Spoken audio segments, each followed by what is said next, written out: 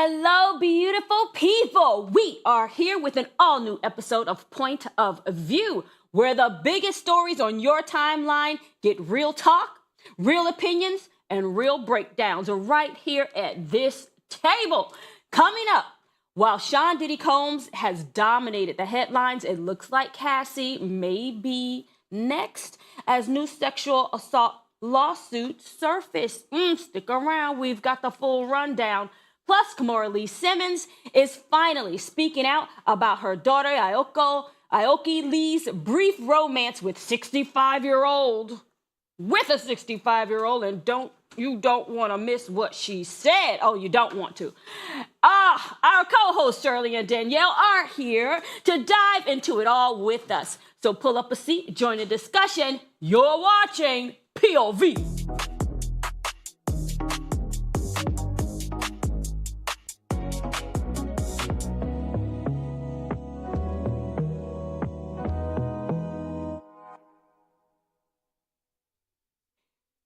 A man who says he was a male escort is accusing Cassie and Diddy of coercing him into sexual encounters. Yes, and after months of trying to reach her, a judge just ruled that this lawsuit can move forward, even allowing alternate service because Cassie allegedly hasn't responded. Now remember, these are still allegations. There's no verdict. No one's right or wrong at this point. Just plausibility. Nothing has been proven. But this ruling gives him a major procedural win and pushes the case to the next stage. What does it mean when someone keeps dodging service? Could Cassie be hiding something? No, I don't know that I think she's hiding something as much as I would only imagine that her family, her husband are burnt out. Like, to have gone through everything and then, all the Diddy documentary just coming out and then she got her lawsuit. And I'm sure at that point she thought that, she was kind of just going to be smooth sailing and then having to go through the trial and all of that. And now this is like, in a way, I almost feel like it is victim shaming to a certain extent. Like, how are you going to now say that, she coerced you when you also testified that she had to have sexual encounters with you against her will? What are you saying? That's what I was about to say. This is a different escort than the escort that was on trial, right? Or this the same one? This is the same guy. So how, you were there, both in the room and in the trial, where literally you both were basically being forced to do this.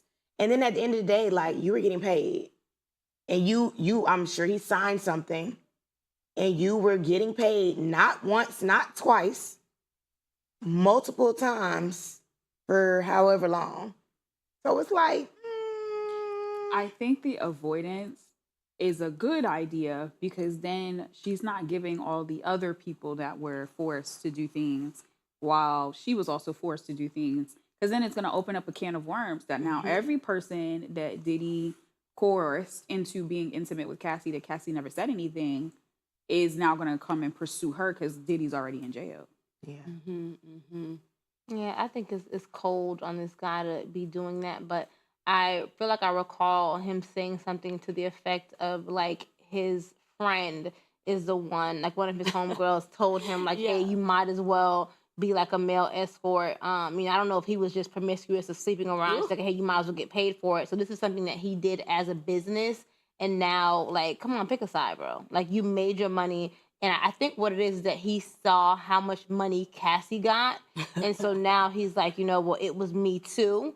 But at this point, give the money back that you got from all them freak offs. Give the money back. Right. It's really hard to accept this Me Too from him when he could have not shown up. Who was twisting his arm or putting, a gun to his head for him to show up? I mean, they flew him around the world. Correct. Right.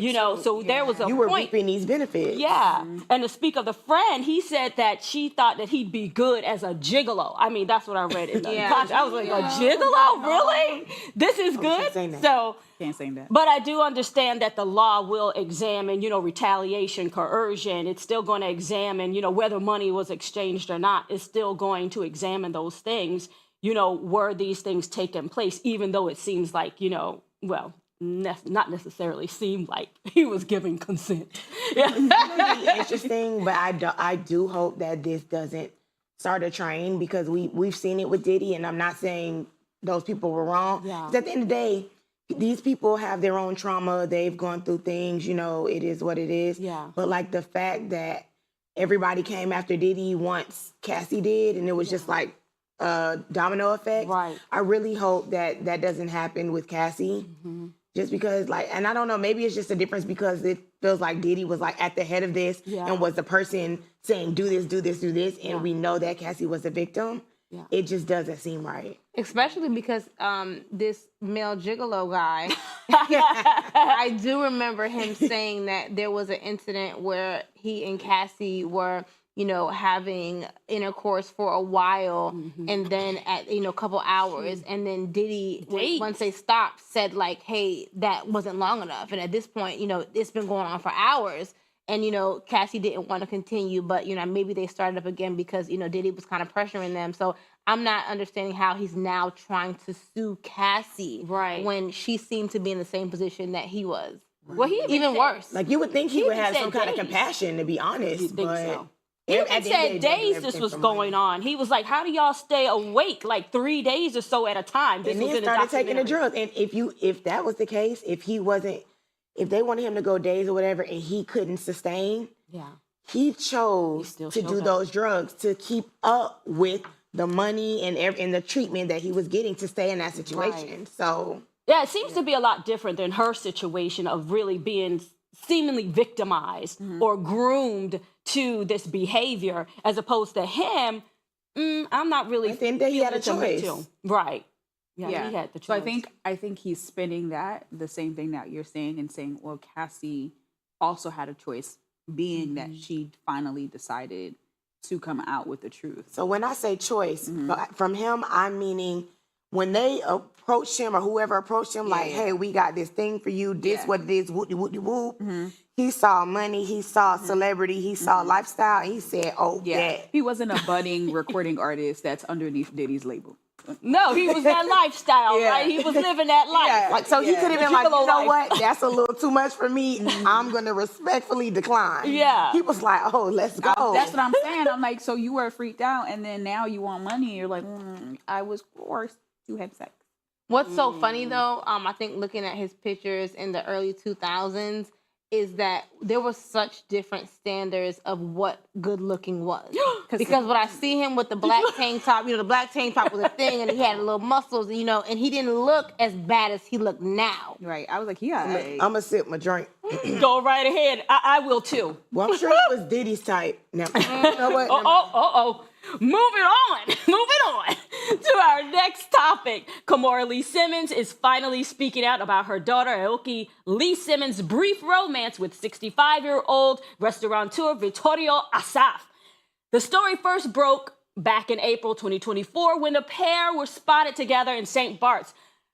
And Kimora says she found out at the same time the public did. Take a look. First of all, I know this guy. But I didn't know this guy in that capacity, like with my kid, or that you were even dating my kid, or even I know this guy growing up myself. He's a restaurateur. Right. Like I didn't even know this was a thing. I found out when the world found out. So that was what was so shocking. Yeah. But I do think in general of those kind of things, I feel like, and having gone through not exactly the same, but similar, that big age gap relationship, let's just call it that. I do think it's predatorial. I agree, sister. But that's interesting she would say that because, she was young when she wouldn't have known. Connected with Russell Simmons. She wouldn't have known. But now she knows. Yeah, because she's a mother, she's older, she's more mature. Correct. Yeah. But that's interesting, though, that she's still, she wouldn't have known then, but she actually does know now. And then it's like a repeat that her daughter's doing it. It's always interesting to me. I do agree that women mature faster than men, and I'm all for dating older. But that old, I need to know what, that's beyond a sugar daddy. Yeah. Because, when you're relationships and sexual, that's too much. But they know how you're dating a senior citizen. They know how to lay it down. He ain't even a cute. A 65? How would you know that? Yeah, they do. They do. Where do you they get do. this information? Oh, I studied sexual wellness. Okay. Yeah. So you think People this is still true? have sex up until the age of 80 if it's still working. She said he's putting it down. So, Okay. he could very well still be laying it, Oh. and she enjoys it. My problem is, I agree with the predatorial side because she looks like a little girl. Like her body is shaped like a little girl. She hasn't have her form yet, no curves, no nothing.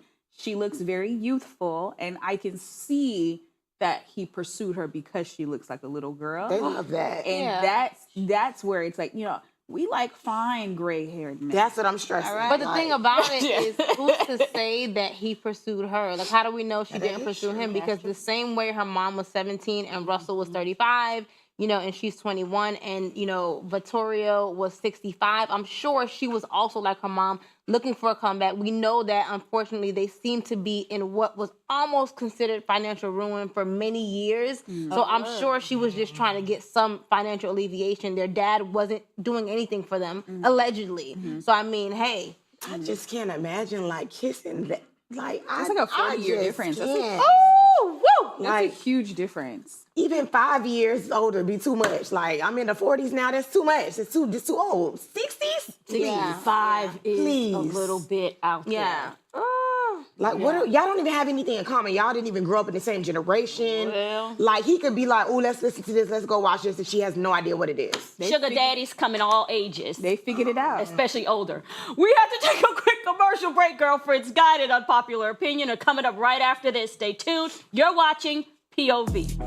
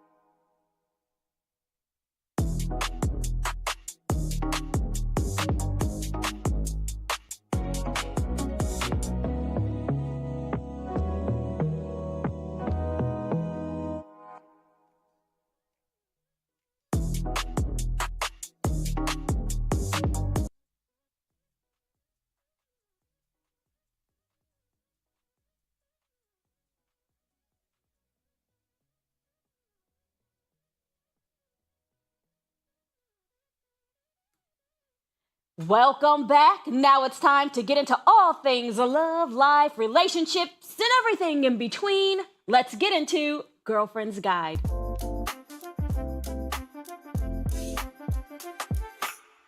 All right. So coming up, we're getting ready to discuss sisterhood. Sisterhood, why does it still matter?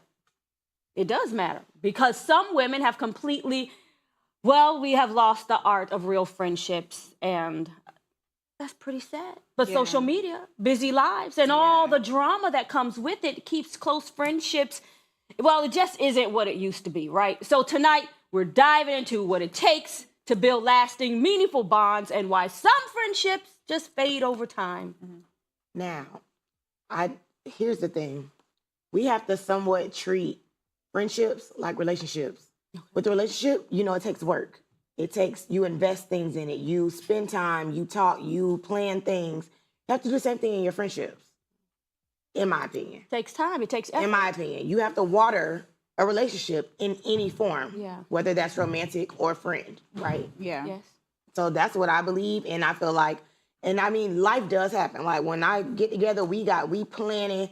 What about this day? What about this day? We looking at calendars. It may be a month from now, but we're trying to intentionally, like, hey, once a month, once a quarter, like something to do something to get together and just, you know, water that relationship. But we're losing our sisterhood. Do you believe that? There is a lot of weird things that happen. I've encountered some weird situations from people that were friends and sisters and other things. And some people, I would say, some people have been burned so much that they don't care. Or some people, I've seen a lot of people say they don't have girlfriends or people that that they really trust or they can be. And I hate that for people. Yeah. I don't know if sisterhood really ever really existed. Only because I'm just thinking about the generation before me. Okay. And at least in the surrounding of my community, this could be, you know, a Caribbean people problem, Haitian people problem, but they don't have friends. Like my mom didn't have friends. My best friend's mother doesn't have close friends that they consider, you know, super tight knit. My aunt, like all of these different people that I've seen in my surroundings, never really had a connected community outside of family. But in our generation and my peers and my friends, you know, we're in our early 30s, some still late 20s, some in their 40s, and we all have we all have friends. We all have core groups of people, 6 to 5 friend groups. We hang out, we go to the movies, we go out to eat, like we're going to the club next week. Like we have that connection. And that's something that I didn't see growing up. And so I think it's growing. Okay. Or at least on my side of the world, it's growing. Do you think that there's a possibility that maybe they didn't have like friendships like that because they had so many secrets?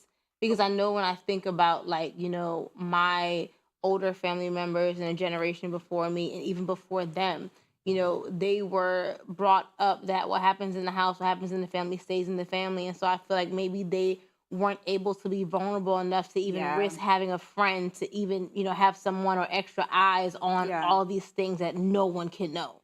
Sometimes I wonder what the actual reason is, because I'm first generation. So the people before me had just came to this country and they gave me the opportunity to be here.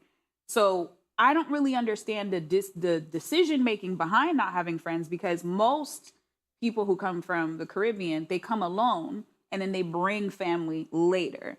So in my life, it was my mom came, she was here for like 10 years, somebody else came in 10 years later.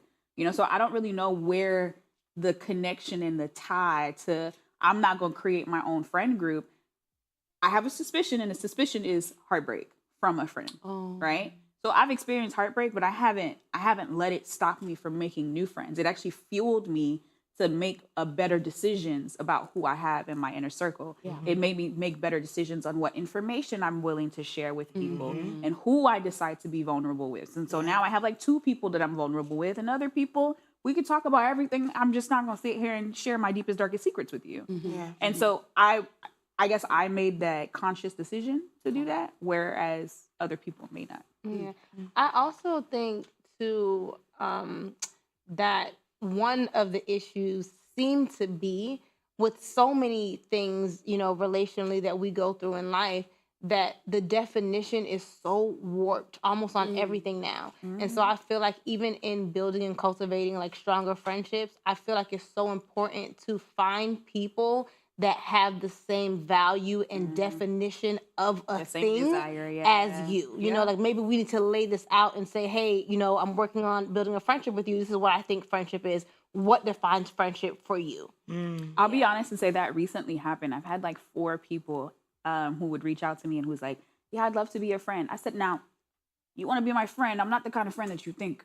I'm the one that cries on shoulders. I am the one that's like, oh my gosh, I miss my mom. She's not here anymore, and I'm still thinking about her. So you got to be emotionally available in order for us to be friends. And there's a lot of women who do not have the emotional capacity to cope with friendship, let alone be there for another person. And so once I got into my early 30s, making new friends, it just didn't happen because people don't have the emotional capacity to be here for people. I read that. It said like a lot of women just don't have the time. They don't have the time to really be there. It's the touch and go friendship. Yeah, no, I'm you not know, that not girl. the touch and stay. And Yeah, we're going to stay in it, right? Everybody's definition of friend is not the same either. Yeah. Yeah. That's And, why some, you have and to then find you have who's on the same friends that are page. different kinds of friends, like you said. You have some, like, I believe in having relationships and friendships of all types. So you got your club friends, you got your church friends, your school friends, you like, And you don't different mix them together. Sometimes you can. It really depends. You got to know your people. Yeah. But there's nothing wrong with having those different avenues. And your church friend may not be the person. I mean, not your church friend. Your club friend may not be the person that you can church with or have pray for you. Yeah. And sometimes they're interchangeable. Yeah. Sometimes they said it was social media too, because you can get on there and say, oh, my friend's doing good. I see all the things she's doing. And then you don't feel like you really necessarily have to get together. Yeah. Wow. Moving into our final segment of the day, let's get into unpopular opinion.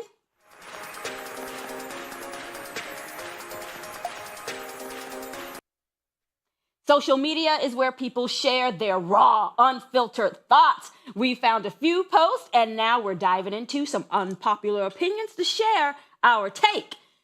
Dominique Shin says, perfection doesn't exist. So if a person has flaws that can be worked out, figure out how to make it work because it's a jungle out here. I'm 50-50 with that one. I get it, and I do believe that perfection is really close to unattainable. But I don't know. Some of them flaws, baby, you got to take them for what they is, baby, and keep it pushing. Look, it depends on the flaws. I live by the statement, but perfection is low self-esteem wrapped up in someone being a high achiever. But really, when you're striving for perfection, it means that you're not confident in whatever you're deciding to do, because everything you should do should be enough. And if you do anything more, you're not confident in the decision that you're making. So I agree that perfection doesn't exist, but people constantly pursue it because the world makes them feel like they're not enough. Man, that's a heavy one. I'm going to have to sit with that. Winter is coming wrote, dating today is a financial liability as a man, especially to actually have an experience. Didn't we say that last time when we were like, dating is Relationships expensive? don't benefit men no more. They don't, though. They said that marriage would decline the moment marriage started to be beneficial to women, because the only reason why there was tons of it is because it used to benefit men more. He talking. He talking. We talked about that before. Dating is expensive. Now it's a liability. Wow. Intriguing. Lavon Bell wrote, COVID was the downfall of customer service and the restaurant industry. I don't know about that one. I'm not I don't know if downfall is the right word, but there was a shift. And not every restaurant in every place. Oh. You want to say customers? I think the downfall is that they don't have quality food anymore because we're in a situation. We ain't got no food. You know what? I may have to agree, because there is a local wing shop that I went to a few months ago, honey, and I ripped them people a new one. You know me? Period. Okay, because first of all, it was an Asian wing shop. You know, they let us sell some chicken wings and some weave, okay? And we be going there to get it. But everyone was raving about this place. I went there and the lights were off. I mean, I thought they were closed. And there's 5-6 people lined up before me. All of the seats were flipped on top of the table. And I'm asking them, are you guys open? And I know where you was. Okay. And they're like, yeah, we're open. I'm like, well, are the seats up? Like, did you guys just mop? And they said, baby, that the seats had been flipped since COVID. Oh. Okay. Wow. I ain't gonna say what I said, because we gotta move on. But yeah. The restaurant industry is failing because people ain't got no money. We could be That too though. Yeah, y'all don't got no money anymore, so y'all not going out. Y'all cooking TV dinners. And then we thinking cooking and grocery shopping is cheaper, when in fact it's really not. It's the same thing now. All right, we have one here. I don't know. You all read that and figure that one out. Unpopular opinion. Marriage only benefits a woman when the man is truly capable of leading, providing, and protecting. Otherwise, she's just adding responsibility to a life she already manages alone. Oh, now I'm going to drink. Yeah, if I can do everything by myself, What's the point? and then you come in and you just make me do more for you. Could have had a V8.